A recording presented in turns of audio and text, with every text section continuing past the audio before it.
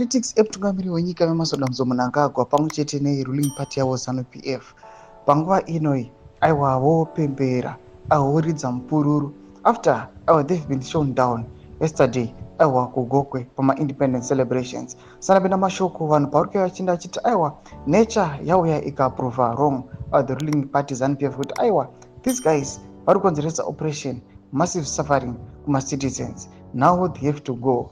Subscribe or like or on the bell icon. Tina paindo yake tina mjata udanyara cheating. Well done Mother Nature for remembering the oppressed people of Zimbabwe. Maita henyu mazvidira jeja.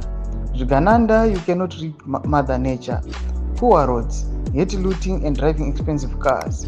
What independence were you going to celebrate? Zvigananda independence of looting, or at least the masses are living in the abject poverty.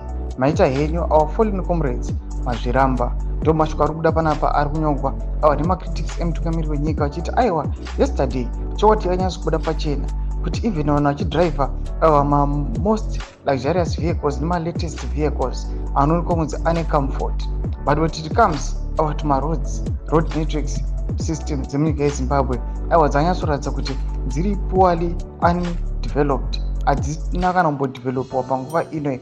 They failed to reach to the venue. Makamuona matracks ana chikeneni nedzimwe mota dzanga dziri stuck vachinzi musafambira kunze kwerodhi munonyura endai pakati chepo. Zvinhu zvanyatsoratidza kuti the ruling party ZANU-PF kunyange vachidhisha out mavehicles, kunyange vachipihwa mapackages nedzimba and the likes, panguva ine zvanyatsoratidza the state hwenyika yeZimbabwe kuti these guys varipo just to enrich themselves, but kuisa development munyika hapana. Imodzi mafunguro enyu muri kudi pamusoro pechiti pechipinda comment section medu dzamafunguro enyu musaona subscribe or like, turn on the bell icon.